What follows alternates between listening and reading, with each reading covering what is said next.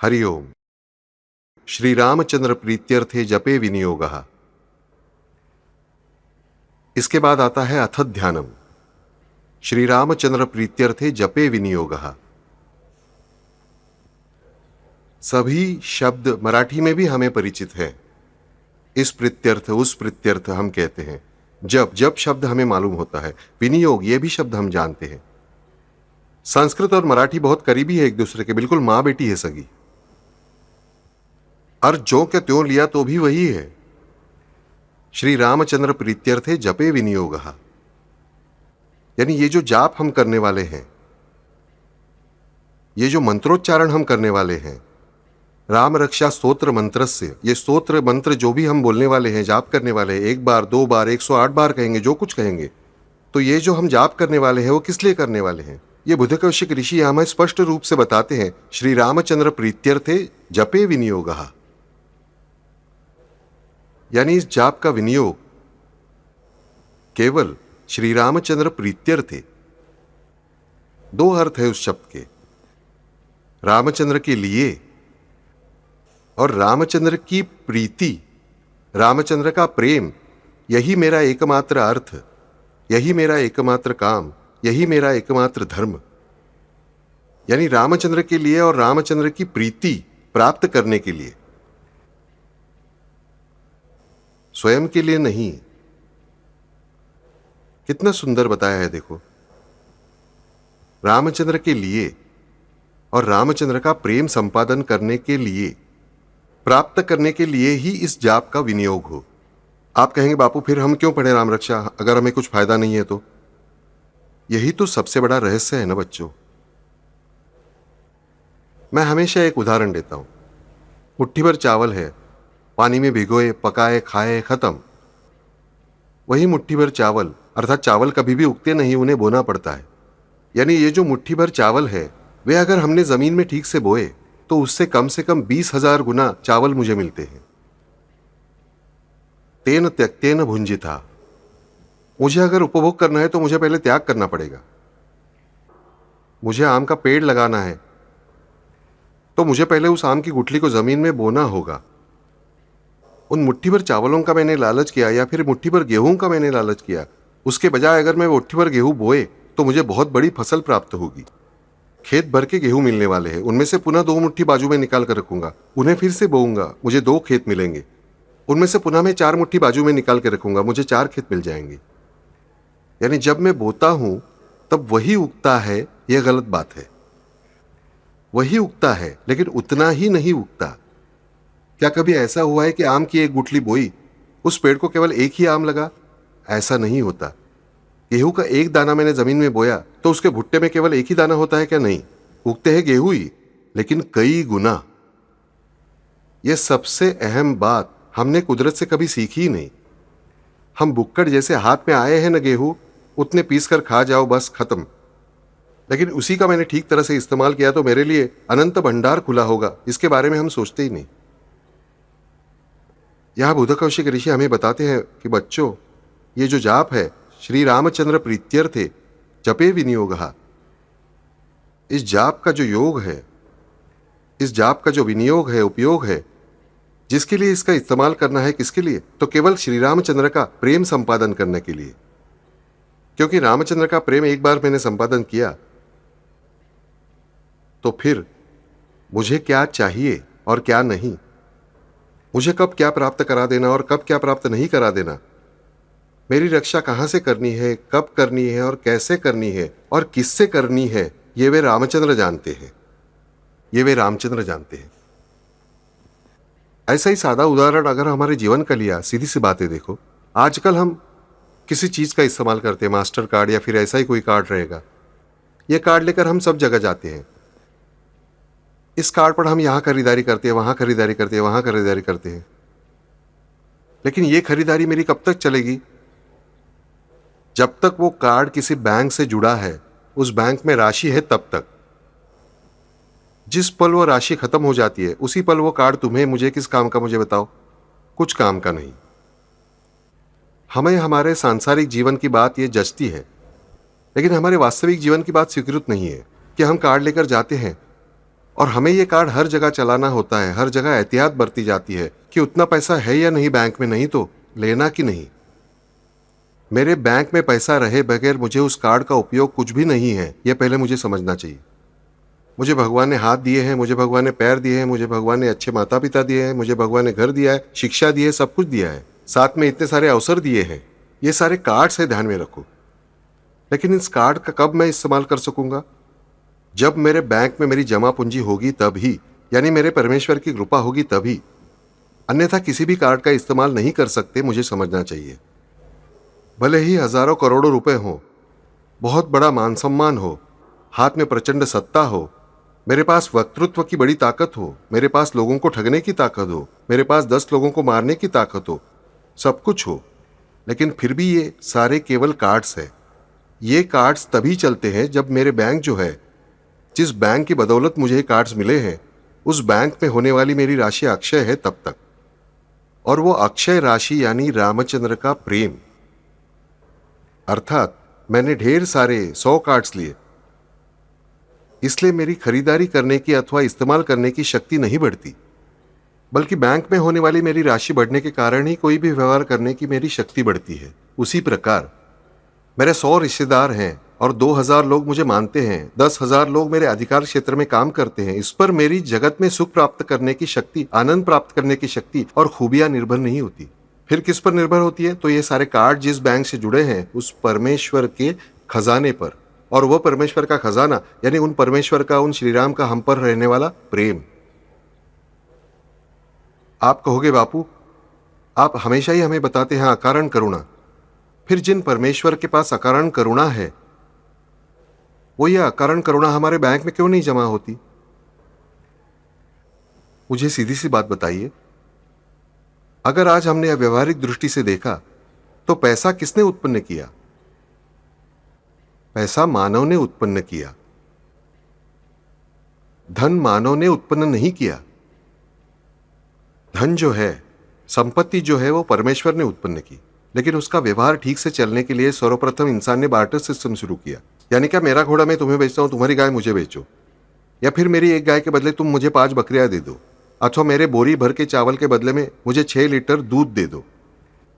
यह barter system पहले मानव ने शुरू की, उसी में से फिर कहीं चलन का उदय हुआ, फिर किसी ने अशर्फियां जारी की, किसी ने सिक्के जारी किए, किसी ने कागज के रूप में जारी किए, इतना ही फर्क।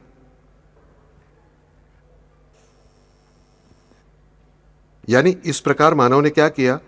तो एक नई चलन व्यवस्था उत्पन्न की।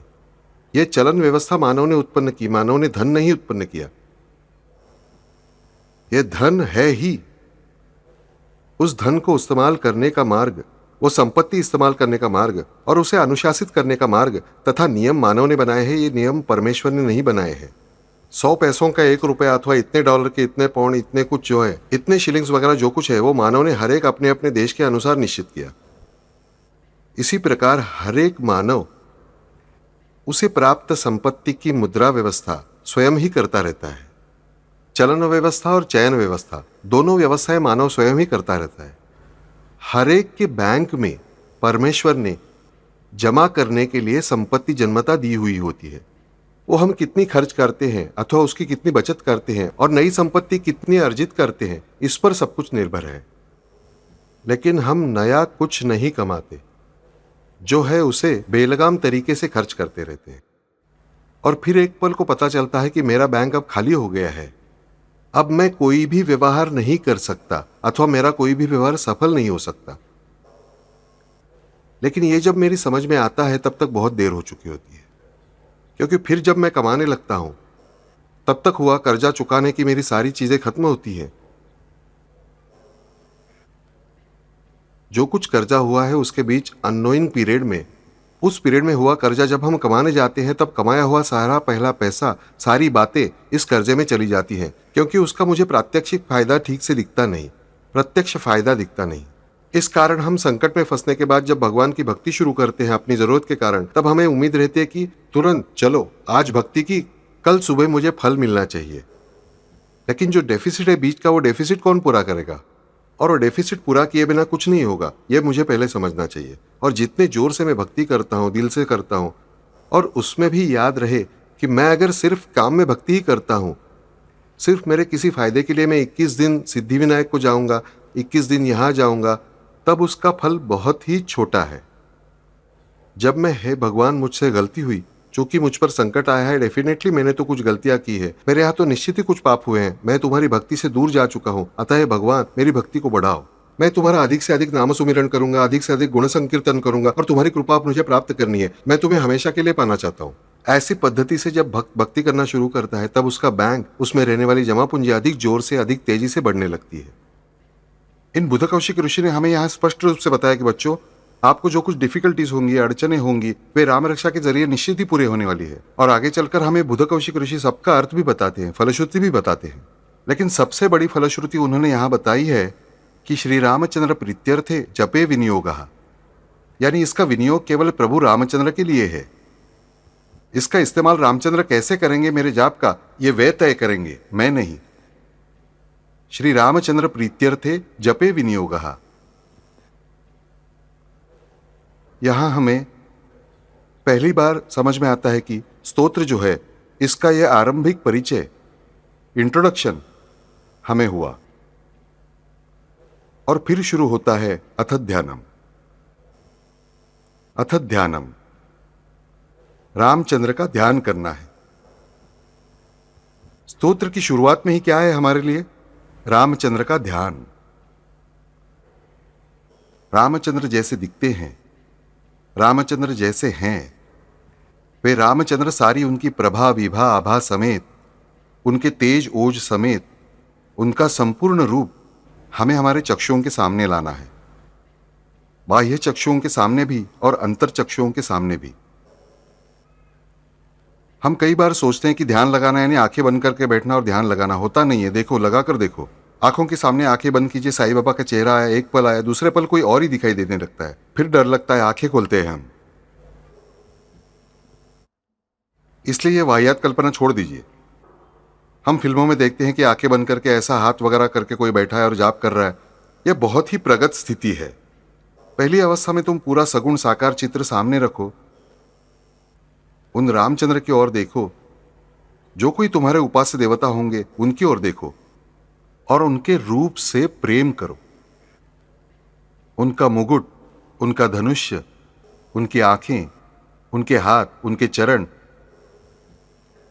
और ये भगवान है, ये मेरे परमात्मा है, इस पूरे विश्व के ये एकमात्र अखिल त्राता और पिता है, अथवा माता है। जो कुछ आपके दिल में है वो भावना मन में बहुत दृढ़तापूर्वक धारण करो और उस पर नजर जड़ी रखो, नजर जड़ी रखो, देखते रहो। उस फोटो पर से दृष्टि यहां वहां मत हिलाना। बीच बीच में हमारी पलकें बंद होती है, कोई आपत्ति नहीं, क्योंकि वो रिफ्लेक्स एक्शन है। हम खींचते रहे तो और प्रॉब्लम हो जाएगी, लेकिन हम उस प्रतिमा को निहारते रहेंगे।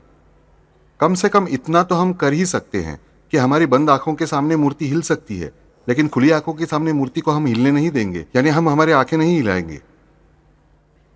और उसी के लिए हर एक स्तोत्र के आरंभ में ध्यान रहता है। ध्यान मंत्र हमें दिया जाता है, शांताकारम भुजग शयनम। यह भी विष्णु जी का ध्यान मंत्र ही है। उस ध्यान मंत्र में उन परमेश्वर के, उन परमात्मा के रूप का वर्णन होता है, और उसी प्रकार के गुणों का भी बहुत खूबी से वर्णन किया गया होता है। यहां हमें राम रक्षा के आरंभ में बताया गया है कि रामचंद्र का ध्यान करना है, अथत ध्यानम। और फिर बुध कौशिक ऋषि क्या कहते हैं? ध्याये दाजानुबाहुम धृतशर धनुषम, ध्याये दाजानुबाहुम। पहला ही विवरण क्या आया? ध्याये दाजानुबाहुम धृतशर धनुषम बद्ध पद्मासनस्थम पीतम वासो वसानम नवकमलदल स्पर्धि नेत्रम प्रसन्नम वामांकारूढ़ सीता मुख कमल मिललोचनम नीरदाभम नानालंकार दीप्तम दधत मुरुजटा मंडनम रामचंद्रम इति ध्यानम। ध्यायेत आजानुबाहुम। हम वर्णन सुनते हैं कि अक्कलकोट महाराज आजानुबाहु थे, अर्जुन आजानुबाहु थे, श्री कृष्ण आजानुबाहु थे। यानी निश्चित रूप में क्या? आजानुबाहु यानी जिसके हाथ की उंगलियां, ये बीच की जो उंगली है वो घुटने तक पहुंचती है, ये हमारा सादा सरल अर्थ है। हाथ इतने लंबे हैं। मेडिकली देखा जाए तो यहां अनेक डॉक्टर बैठे हुए जानते हैं कि जिनके हाथ इतने लंबे हैं उसे एक प्रकार की बीमारी होती है। तो क्या ये सब लोग बीमार थे? नहीं, वैसा विचार नहीं करना है। आजानुबाहु यानी जिसके हाथ जो हैं वो जानू तक यानी उसके घुटने तक है, ऐसे लंबे हाथ होने वाला। वर्णन में पहली ही शुरुआत क्या की है? तो अजानुबाहु। मानव ये एकमात्र प्राणी है कि जिसके 2 हाथ हैं और 2 पैर हैं।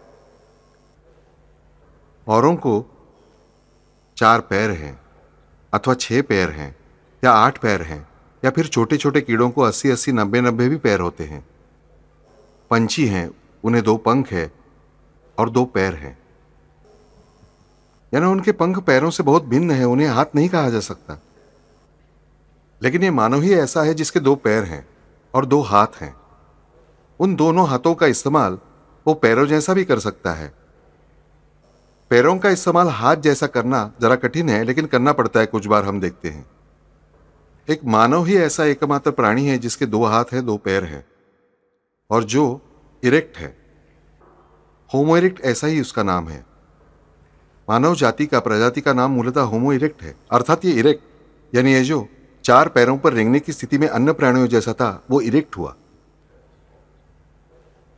यानी पैर और हाथ, इनके काम पूरी तरह अलग हुए हैं, पूरी तरह अलग हुए हैं। एक का ये काम, दोनों हाथों का काम 2 पैर नहीं कर सकते, 2 पैर का काम 2 हाथ नहीं कर सकते। जिसके पैर लूले हो गए हैं वो हाथ में बैसाखियां लेकर चल सकता है। जिसके हाथ कट गए हैं उसे पैर में पेंसिल पकड़कर लिखते हुए हम देखते हैं। लेकिन ये बाद में सिखाया गया काम है, नैसर्गिक काम नहीं है। मानव यह ऐसा एकमात्र प्राणी है जिसके पैर और हाथ एक दूसरे से अलग हैं। ये 2 भिन्न भिन्न अवयव हैं, इनके कार्य पूरी तरह भिन्न हैं। रचना देखी जाए तो समान भी कहा जा सकता है। यहाँ शोल्डर जॉइंट, वहाँ हिप जॉइंट, यहाँ एल्बो जॉइंट, वहाँ नी जॉइंट, यहाँ एंकल जॉइंट, वहाँ रिस्ट जॉइंट, आगे 10 उंगलियां, यहाँ पैर की उंगलियां भी 10। हाथ के नाखून है वैसे पैरों के भी नाखून है।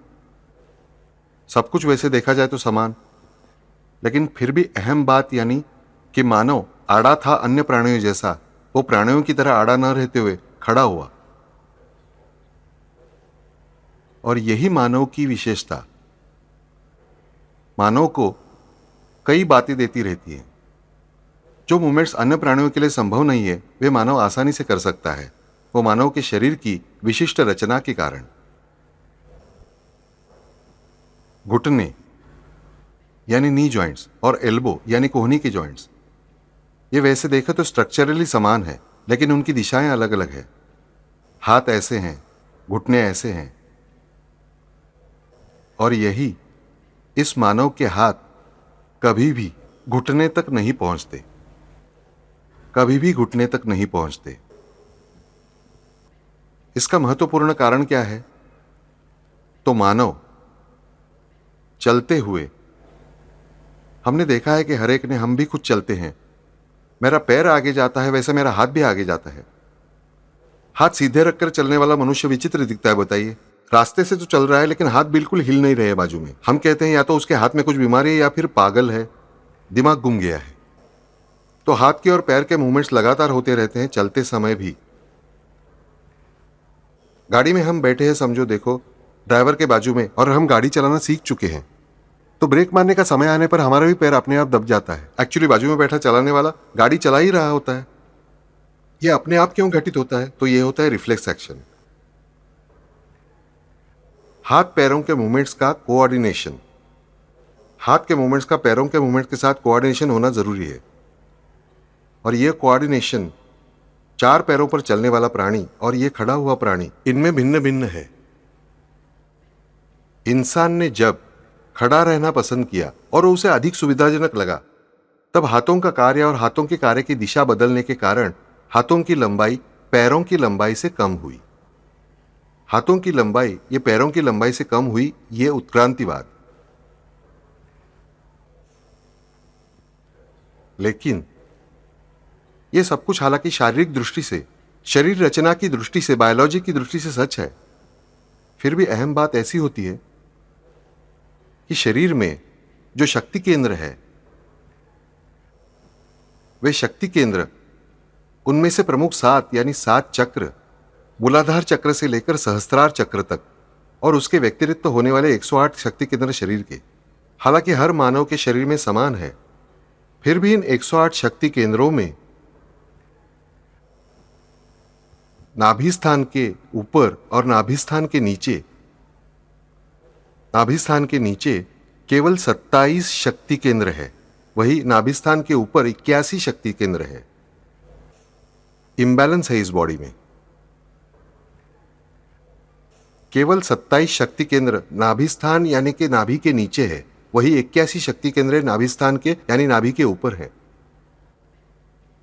और ये शक्ति केंद्र जो है, उन शक्ति केंद्रों की रचना इस प्रकार की गई है शरीर में।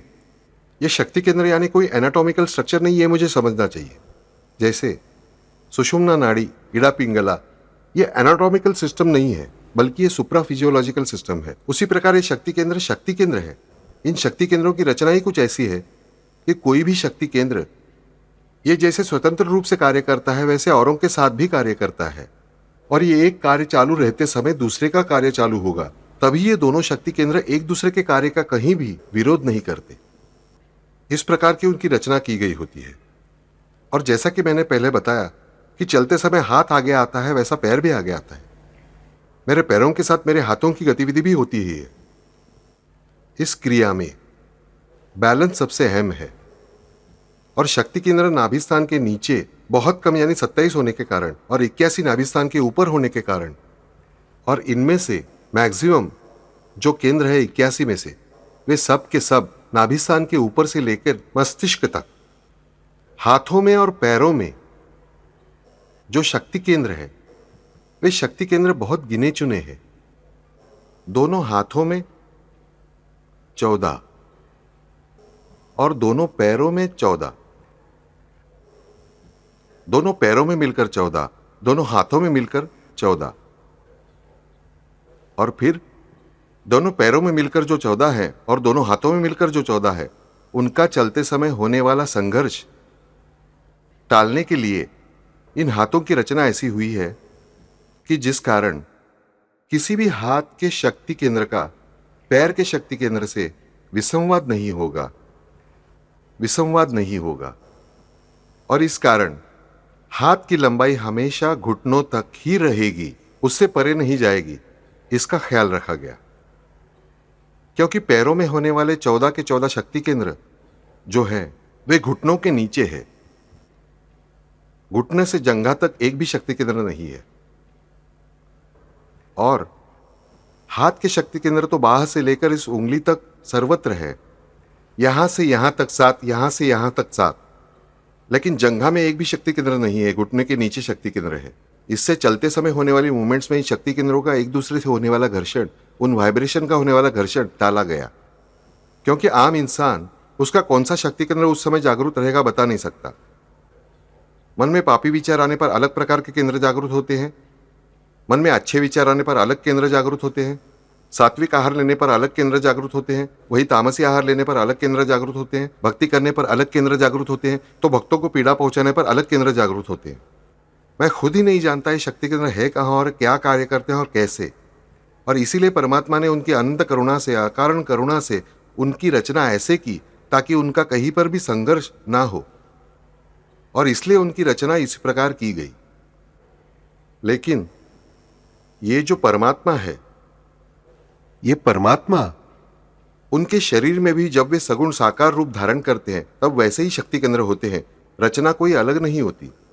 श्री राम के भी 2 हाथ थे, श्री कृष्ण के भी 2 हाथ थे, दोनों को 2-2 पैर थे, एक नाक थी, 2 आंखें थी, सब कुछ वैसा ही था। साईं बाबा को हमने कुछ साल पहले देखा। अभी तक हम लोगों में 54 आजोबा थे जिन्होंने साईं बाबा को प्रत्यक्ष रूप में देखा, यानी सारे अवयव वैसे ही थे। लेकिन अहम बात है कि उनके शक्ति केंद्र ये उनकी इच्छा के अनुसार कार्य करते हैं। जैसा वे चाहते हैं वैसा ही कार्य करते हैं, उनके मन के विरुद्ध बर्ताव नहीं कर सकते। और इसलिए उनके सभी शक्ति केंद्र ये एक ही समय पर जागृत ही रहते हैं। सभी के सभी जागृत हैं और फिर भी जागृत अवस्था में होने के बावजूद भी सम अवस्था में है। सभी के सभी शक्ति केंद्र जागृत है, सभी के सभी केंद्र सम अवस्था में है। और मुख्य बात, उन्हें कुछ लेना नहीं है, उन्हें सिर्फ देना है, और कितना भी दो खत्म होने वाला नहीं है। यह परमात्मा सगुण साकार देह धारण ही क्यों करता है? क्योंकि मानव उस निर्गुण निराकार रूप का ध्यान नहीं कर सकता, इसलिए निर्गुण निराकार रूप की भक्ति नहीं कर सकता, इसलिए सगुण साकार भी परमात्मा ही और निर्गुण निराकार भी परमात्मा ही। इनमें से कौन सा रूप श्रेष्ठ?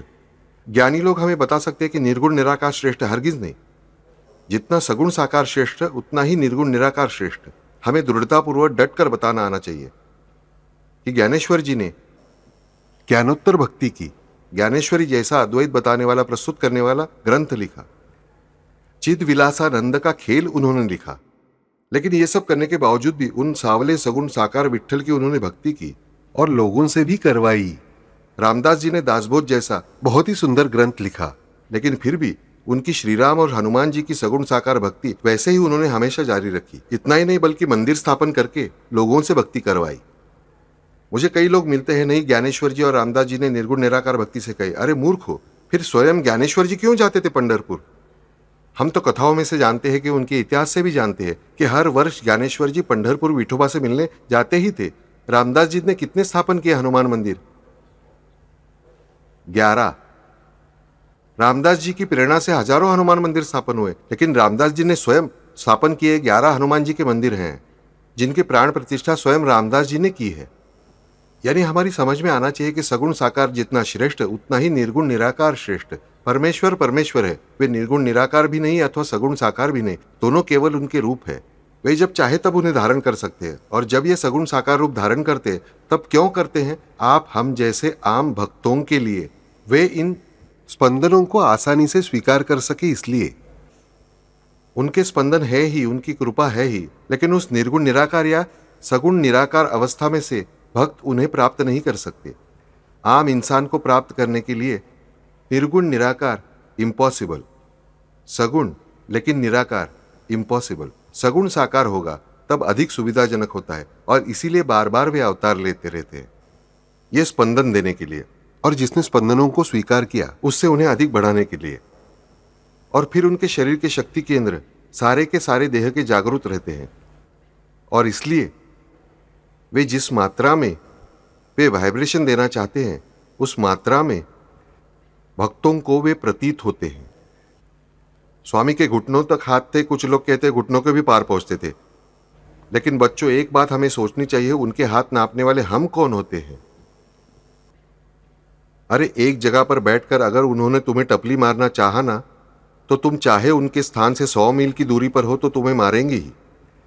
लेकिन हमारा इंटरेस्ट होता है ये चल रहा है ना, तो देखें इसके हाथ घुटनों तक जाते हैं या नहीं। अगर उन्हें दिखाना है तो वे अजानुबाहु रूप दिखाएंगे, चाहे तो किसी को सहस्त्रबाहु रूप भी दिखाएंगे, चाहे तो किसी को विश्व रूप भी दिखाएंगे। लेकिन हम तो इन फिजिकल नापों में उलझे हुए रहते हैं। अरे उन्हें गिनेगा कौन? उन्हें नापेगा कौन? फिर आप बोलोगे बापू ये सारा विवरण आप हमें क्यों बता रहे हो? फिर उन बुध कौशिक ऋषि को क्यों नहीं बताया? उन्होंने पहले ही प्रथम वर्णन क्यों किया? ध्यायेत आजानुबाहुम। लेकिन यहीं पर बड़ा रहस्य है कि ध्यायेत आजानुबाहुम यानी असल में क्या? तो मुझे ध्यान करना है आजानुबाहु होने वाले परमात्मा का, घुटनों तक पहुंचने वाले हाथ। और उनकी स्थिति कैसे बताई है? तो बद्ध पद्मासनस्थम। अब बद्ध पद्मासन हम योगा करते वैसे देखा जाए तो श्रीराम कैसे दिखेंगे हमें पद्मासन में बैठे हुए और 2 हाथ ऐसे पीछे से निकालकर आगे से अंगूठे पकड़े हुए? बद्ध पद्मासन कोई भी योगा की पुस्तक देखो आप तो समझोगे कैसे करना है। पद्मासन में बैठना है, फिर दोनों हाथ ऐसे पीछे से निकालकर आगे लाकर अंगूठे पकड़कर बैठना होता है। करके देखो, पहले कर नहीं पाओगे, कमर में मोच आ जाएगी। उसे बद्ध पद्मासन कहते हैं। पद्मासन बद्ध यानी यहां से क्रॉस करके दोनों पैरों के अंगूठे पकड़ने, लेकिन श्री राम ऐसी पोजीशन में बैठा हुआ हमें कभी नहीं दिखता। क्या हमें वैसा ध्यान करना है? तो बद्ध पद्मासन का दूसरा अर्थ भी है, और वो शब्द इस आजानुबाहु से जुड़ा है। बद्ध पद्मासनस्थम। मैंने बताया कि संस्कृत में हमेशा ही ऐसा लिखा जाता है कि कर्ता एक तरफ, क्रिया एक तरफ, कर्म एक तरफ, क्रियापद एक तरफ। इससे पाखंडी लोगों का बहुत फायदा होता है। कौन सा क्रियापद कहाँ जोड़ना है, कौन सा कर्म किस क्रियापद के पीछे लगाना है, कि चाहे जैसा हम अर्थ निकाल सकते हैं। मैंने बताया था एक कहानी थी, बहुत सुंदर कहानी है, गुणाढ़ की कहानी। एक राजा होता है, राजकुमार होता है, वो बहुत मूर्ख होता है। मूर्ख मतलब विलासी होता है, उसे पढ़ाई वगैरह करना पसंद नहीं। बतौर राजा सारी शिक्षा उसे आवश्यक होती है, लेकिन ये कुछ भी नहीं पढ़ता। पिता के गुजरने के बाद अपने आप राजा बन जाता है। लेकिन इसके पिताजी मरने से पहले एक सुंदर चीज करते हैं, इसकी शादी एक बहुत विद्वान स्त्री के साथ, राजकन्या के साथ करा देते हैं। और एक दिन ये रानी उसकी जो है वो स्विमिंग पूल में, अब आप कहोगे बापू तब स्विमिंग पूल रहता था, तालाब कहो बच्चों, शब्दों में मत उलझ जाना। तो स्विमिंग पूल में वो स्विमिंग के लिए गई है, तैर रही है रानी, और पतिराज आ जाते हैं। आते ही वे उसके बदन पर पानी उड़ाते हैं, प्यार से पत्नी के बदन पर। हम कैसे खेलते हैं पानी में ना, वैसे। तो रानी झट से बोलती है, मोदक ही सिंच। अब वो ठहरा राजा, इतनी प्रिय रानी, अभी अभी शादी होकर 1 महीना ही हुआ है, और रानी बोल रही है मोदक ही सिंच। फौरन वो ऑर्डर करता है नौकरों को, उनके कान में बोलता है मोदक। थाली भर के मोदक ले आते हैं, और राजा रानी को मोदकों की मार देता है। एक मोदक मारता है, फिर दूसरा मारता है। रानी कहना चाहती थी माँ उदकई सिंच। माँ मतलब ना, नहीं, माँ उदकई सिंच, मुझ पर पानी मत उड़ाना। लेकिन राजा को माँ और उदक इनकी संधि होने के कारण उसे लगता है कि मोदकई सिंच यानी तुम मोदकों से मुझे मारो, मुझे मोदकों से अभिषेक करो। आगे चलकर फिर ये कहानी अलग मोड़ लेती है। रानी उससे बहुत हर्ट होती है कि उन सबके सामने उसका अपमान होता है, क्योंकि सब सखियां जो होती है, महारानियां, वे सब विद्वान होती है। इसलिए वो अग्निकाष्ठ भक्षण करने की तैयारी करती है। इससे राजा सुधर जाता है। ये कहानी भले ही हास्य करे, फिर भी हमें समझना चाहिए कि संस्कृत में लोग मंचाहार कैसे लगा सकते हैं, और वो ऐसा विकृत अर्थ लगाने के कारण ही हमारे भारत में कई गलत श्रद्धाएं, अंधश्रद्धाएं, गंदी फालतू बातें शुरू हुई, और मूल धर्म हमारा बाजू में रह गया। इस कारण जब ये श्रीमद् पुरुषार्थ से लिखा जा रहा था, तब संस्कृत में लिखा गया, वो शुद्ध रूप में इस प्रकार ख्याल रखा गया कि एक ही कर्ता, एक ही क्रिया, उससे जुड़े कर्म, क्रियापद, क्रिया विशेषण, इनका कहीं पर भी गोलमाल है भाई, सब गोलमाल है, नहीं होगा। कोई भी उसका विकृत अर्थ लगा ही नहीं सकेगा। ऐसी एहतियात बरते गए। आज तक हमने देखा कि हर ग्रंथ पर 100 ग्रंथ तैयार हो जाते हैं, और हर कोई अपना अलग से अर्थ बताता जाता है। वजह यह है कि संस्कृत में जिस प्रकार की वाक्य रचना की जाती है, यानी कर्म पहले फिर क्रियापद, ये सरल बात है। मराठी में हम सीधे सीधे लिखते हैं कि मैं कल गांव जाने वाला हूं। संस्कृत में यह वाक्य पूरी तरह उल्टा भी आ सकता है तो कई बार होता ही नहीं संस्कृत में उस प्रकार किया। तो जाऊंगा कल मैं गांव, इस प्रकार की भी संस्कृत की रचना हो सकती है, और फिर उसे दूसरा वाक्य जोड़ा गया पद्य की रचना के अनुसार, तो फिर और भी कोई अर्थ लगाया जा सकता है। तो हमें यह बात समझनी चाहिए कि यहां बद्ध पद्मासन जो है वो आजानुबाहु से जुड़ा है। और यह बद्ध पद्मासन अर्थात बद्ध पद्म में जो बैठा है, यानी क्या, तो पद्मासन यानी ऐसा आसन है जो कमलासन है। कमलासन लेकिन बद्ध पद्मासन, यानी कैसे, तो यौगिक बद्ध पद्मासन नहीं, बल्कि ये बद्ध पद्मासन जो है वो बद्ध पद्मासन यानी कैसा कि कमल में ये बैठे हैं। लेकिन कैसे, तो उनका बायां पैर जो है वो उन्होंने ऐसे मोड़ लिया है, और दाहिना पैर जो है वो ऐसा है। ये जो स्थिति है बद्ध पद्मासनस्थम, यानी वो कमल जो है वो उन्होंने बद्ध किया है, बद्ध पद्मासनस्थम। इस पोजीशन को बद्ध पद्मासन कहते हैं। और इस पोजीशन में सोचिए, जब वे बैठे हैं तब वे कैसे हैं, तो आजानुबाहु, घुटनों तक पहुंचने वाले हाथ। हम एक शब्द हिंदी में इस्तेमाल करते हैं, उसने घुटने टेके, यानी माथा टेकने से भी अधिक घुटने टेकने को हम ज्यादा कीमत देते हैं। और ये जो दोनों जानू हैं इन रामचंद्र जी के, ये जानू इस बद्ध पद्मासन में जिस पोजीशन में है उन पर उन्होंने दोनों हाथ रखे हैं। ये सीधा साधा सरल अर्थ पहला, कि वे जिस बद्ध पद्मासन की पोजीशन तुम्हें बताई उस पोजीशन में होकर उन्होंने दोनों हाथ अपने जानों पर रखे हैं, ये पहला अर्थ। और आध्यात्मिक अर्थ क्या है, वास्तविक अर्थ उससे अधिक रहने वाला क्या है कि ये रामचंद्र जी कैसे हैं, तो उनके हाथ पैरों तक पहुंचते हैं, घुटनों तक पहुंचते हैं। यानी हाथ की शक्ति और पैरों की शक्ति, पैरों की शक्ति हाथ की शक्ति कंट्रोल कर सकती है, हाथों की शक्ति पैरों की शक्ति कंट्रोल कर सकती है। सारे शक्ति केंद्र, शक्ति यानी यहां हाथ फेरने की शक्ति नहीं, कृपया ध्यान में लीजिए। तो इन सभी शक्ति केंद्रों की शक्ति और इन सभी शक्ति केंद्रों की शक्तियां जो है, चाहे उनके हाथ में हो या पैर में, वे समान है। हमें हमेशा बताया जाता है कि परमेश्वर के चरणों में तुम्हारा माथा रखो, परमेश्वर के चेहरे का ध्यान करो, परमेश्वर का हाथ इस पोजीशन में होगा तो हम खुश कि उसमें से हमें आशीर्वाद मिलता है। फिर हमें फिल्मों में दिखाया जाता है कि ऐसी किरणें निकलती है हाथ से, झट से देवी के तुरंत वहां कुछ तैयार हो जाता है। यहां हमें बताने का हेतु है कि ये आजानुबाहु होने के कारण उनके शरीर का कौन सा भी भाग हो, चाहे पैर का हो या हाथ का हो, उसमें कुछ भी फर्क नहीं पड़ता है। यानी उनकी कृति चाहे कोई भी हो, उस कृति में भी फर्क नहीं है।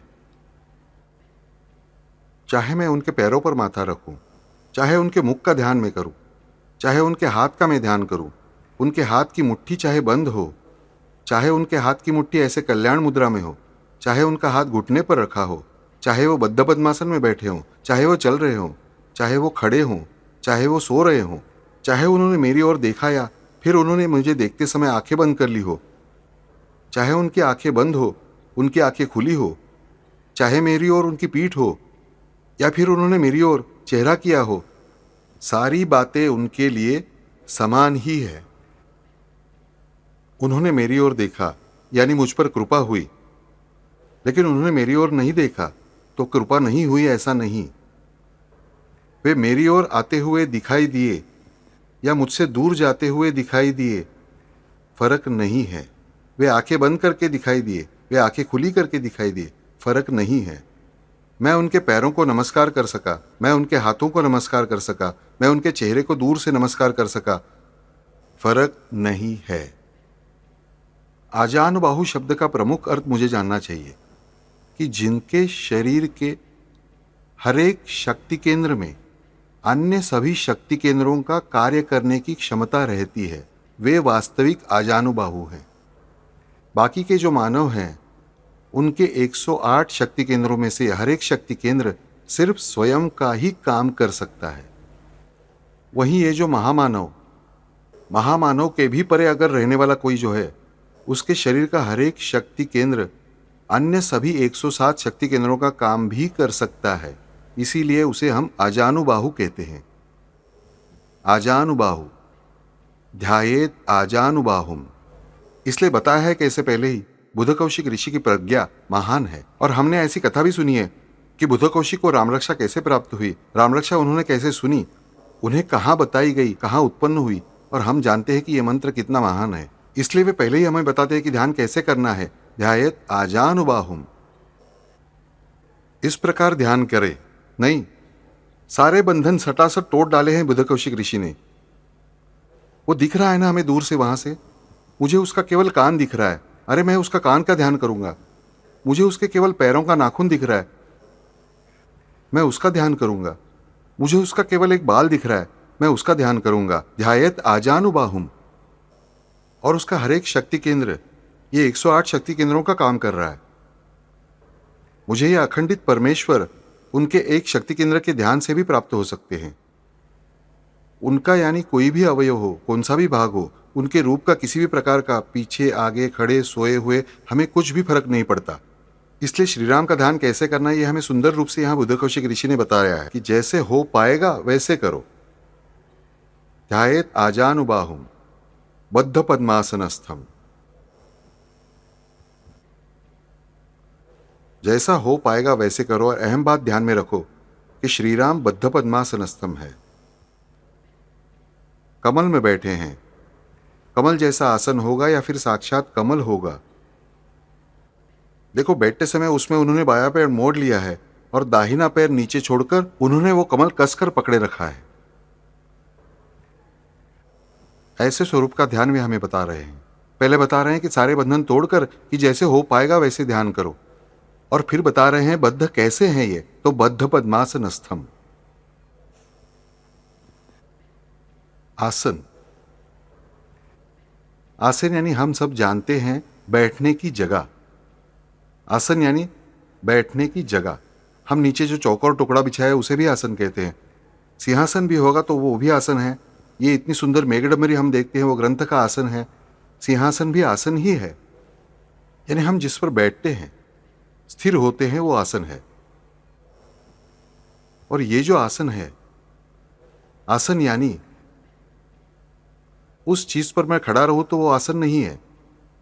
जिस वस्तु का इस्तेमाल मैं बैठने के लिए करता हूं वो मेरा आसन है। अर्थात इन रामचंद्र जी का आसन कौन सा? पद्मासन। आसन शब्द का दूसरा अर्थ क्या है? हम जो शरीर की क्रिया करते हैं, योग क्रिया, वो आसन है। लेकिन वो आसन हम करते हैं और ये पहला हम बैठने के लिए आसन लेते हैं। यहां बद्ध पद्मासनस्थम हमें जानना चाहिए कि श्री राम ने ये जो पोजीशन ली है बैठने की, तो ये कमल जो है, वो कमल ये किसका प्रतीक है? मैंने पहले भी एक दो बार बताया था बच्चों। कमल ये फूल कैसा है? कीचड़ में उगता है और उसका डंठल कितना लंबा होता है कोई जानता है? हम केवल कमल खरीदते हैं, इतना सा डंठल दिखता है, लेकिन बच्चों कमल का डंठल बहुत लंबा होता है।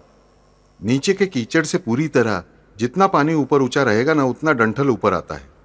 और फिर वो चाहे जितना कमजोर रहने दो, फिर भी कमल का फूल पूरी तरह ऊपर की दिशा में ही खिलता है, उस आकाश की दिशा में, उन परमात्मा की दिशा में ही खिलता है। कीचड़ से खिलता है, उसके मूल कीचड़ में है। वो डंठल कीचड़ में से बाहर निकलता है, पानी में तैरते तैरते ऊपर तक आता है। ऊपर आने तक बीच में ही नहीं खिलता, ऊपर आने के बाद ही खिलता है। ऐसा ये कमल का फूल मानव के जीवन का ये प्रतीक होना चाहिए। नहीं है, लेकिन होना चाहिए। हम ऐसे ही जन्मे होते हैं, हम ऐसी ही गलतियां करते हैं, कीचड़ में ही रहते हैं, लेकिन इस कीचड़ में से बाहर निकलकर हमें हमारा जीवन उस कमल की तरह करना होता है, जो हमेशा केवल ऊपर की दिशा में खिलता है। ऐसा दूसरा कोई भी फूल नहीं होता।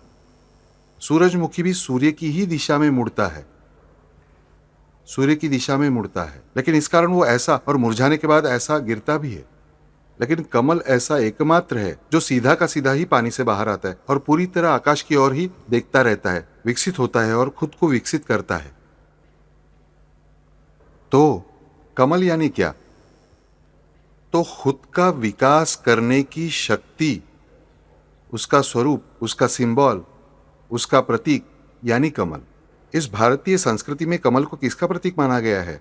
तो उद्धरेत आत्मना आत्मानम, स्वयं का विकास करने की शक्ति का प्रतीक यानी कमल। और ये श्री रामचंद्र कैसे हैं? तो बद्ध पद्मासनस्थम, यानी ये बद्ध है पद्मासन के साथ। अर्थात आपने इस प्रकार अपने जीवन को कमल बनाने के प्रयास किए, तो ये बद्ध है उस कमल पर आकर बैठने के लिए। आपको उन्हें बुलाने की आवश्यकता ही नहीं है।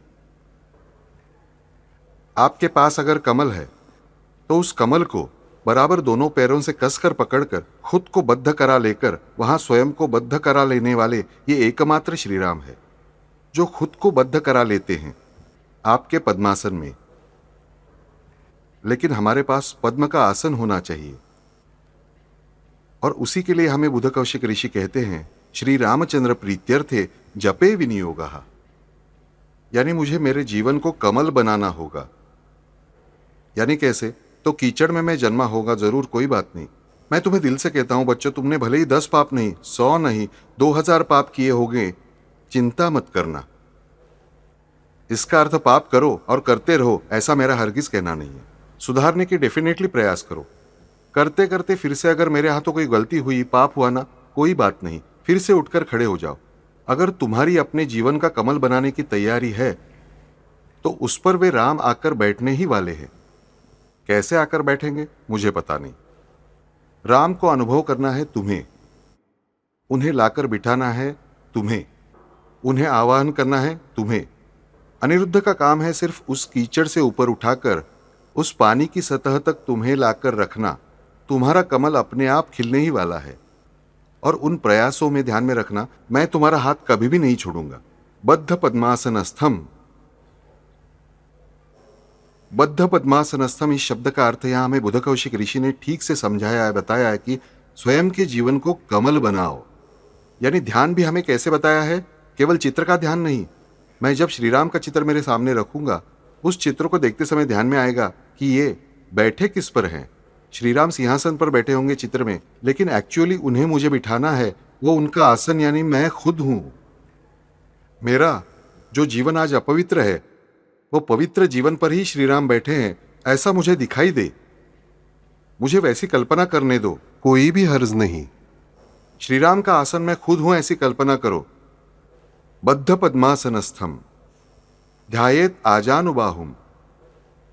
ध्यान कैसे करना है, इसका इतना सुंदर मार्गदर्शन दूसरे किसी ने भी हमें नहीं किया है कि जैसा चाहे वैसा करो। लेकिन एक बात मत भूलो कि उसका हर किसी भी तरफ से, कितना भी दूर से, थोड़ा सा भी होने वाला दर्शन जो है, वो दर्शन भी मेरे लिए श्रेष्ठ ही है। और उनका आसन यानी और कोई बात न होकर मेरा स्वयं का जीवन ही है। दूसरा आसन उनके लिए कोई मायने नहीं रखता। दूसरे आसन पर वे आकर बैठने वाले नहीं है। और एक बार जब तुम तुम्हारे जीवन का कमल विकसित करते हो, तब बद्ध होते हैं वे स्वयं ही, और फिर वे बद्ध पद्मासनस्थम हो जाते हैं। इसे तुम उस चित्र में देखना सीखो। जब हम राम रक्षा पठन करेंगे, तब सामने की रामचंद्र जी की तस्वीर में हम दिखने चाहिए श्रीराम के सिंहासन के स्थान पर।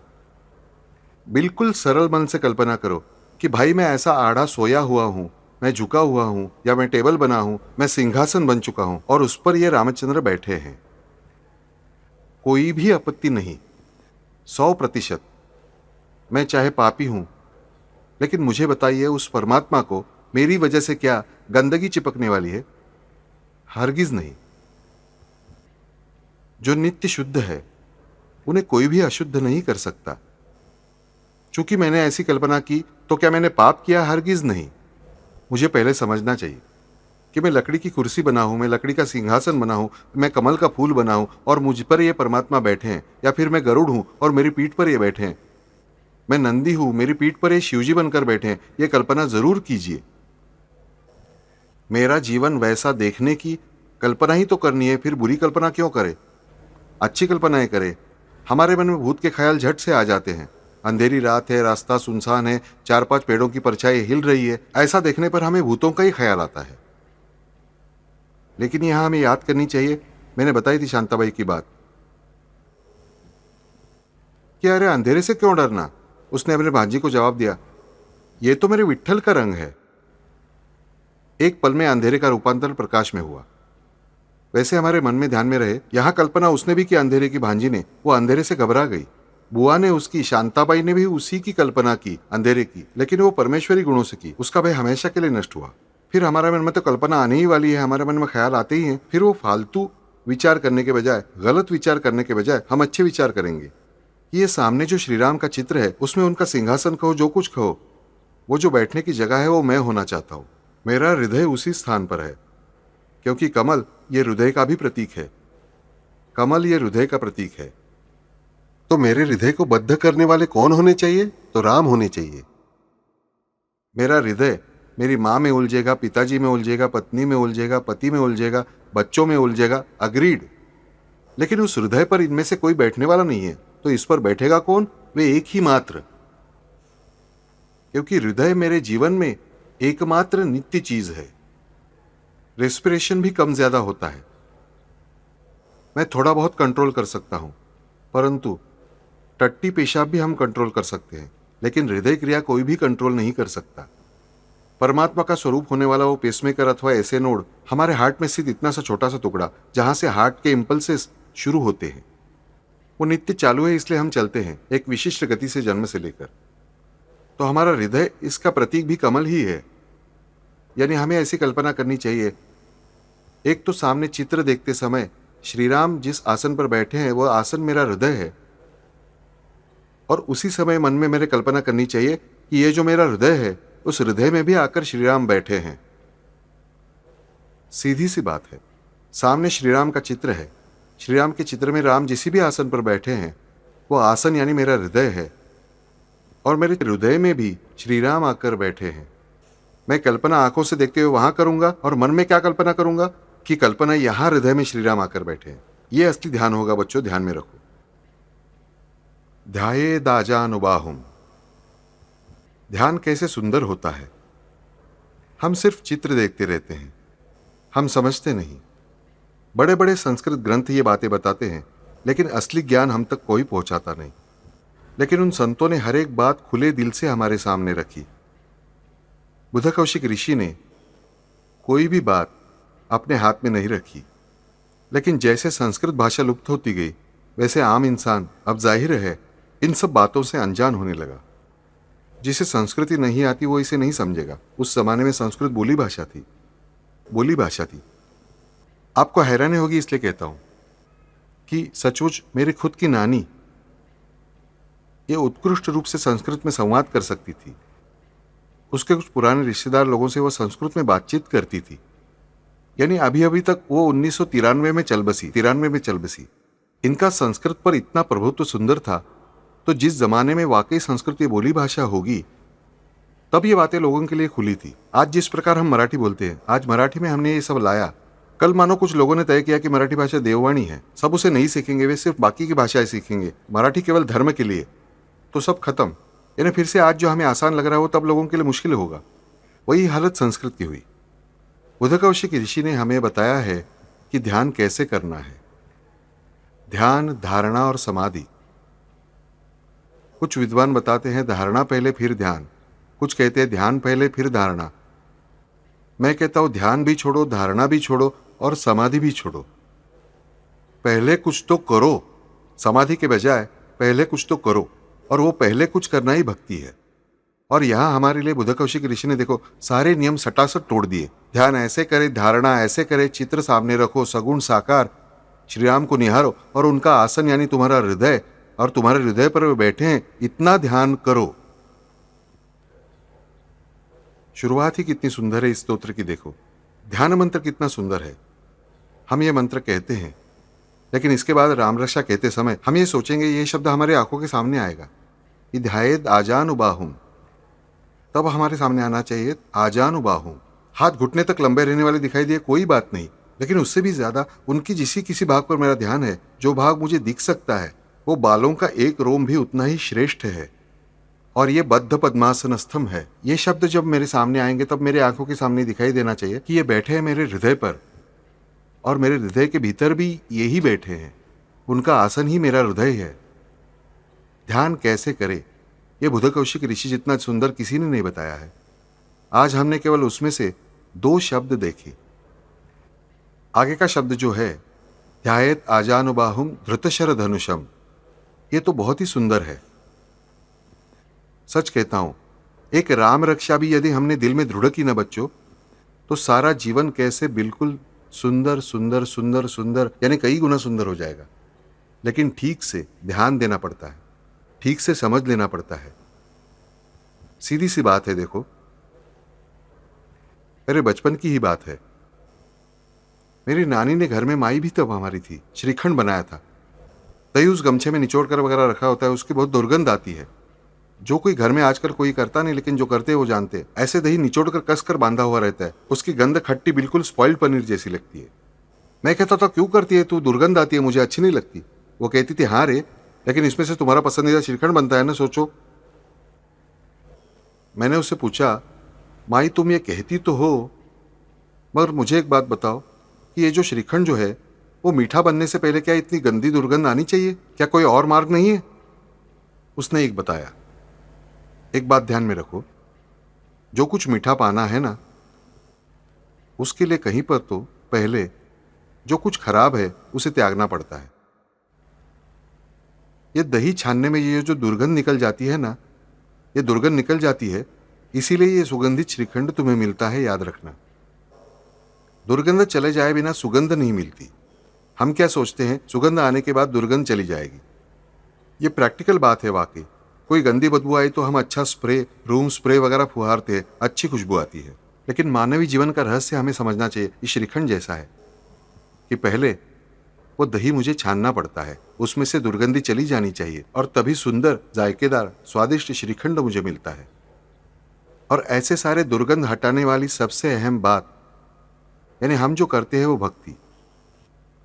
मेरे अंदर का हर एक दुर्गुण दूर हो सकता है। किससे? तो ध्यान से। कपिल मुनि ने कपिल स्तोत्र में 3 जगहों पर बताया है कि इस विश्व में जो कुछ बुरा है, मानव के शरीर स्थित आत्मा में जो कुछ बुरा है, वो सब बुरा किससे नष्ट होता है? तो पुरुष और प्रकृति।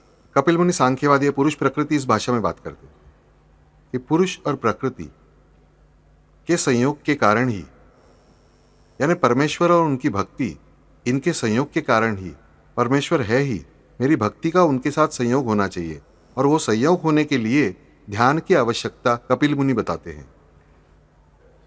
पुरुष और प्रकृति का संयोग होने के लिए ही मानव के पास ध्यान होना चाहिए। यानी ये ध्यान कितना महत्वपूर्ण है। और यहां हमारी समझ में आ जाएगा कि यहां हमें महज ध्यान बताया नहीं जा रहा है, अन्य मंत्रों में ध्यान बताया गया है, वहीं इस मंत्र में ध्यान कैसे करना है ये बताया गया है। हरिओम।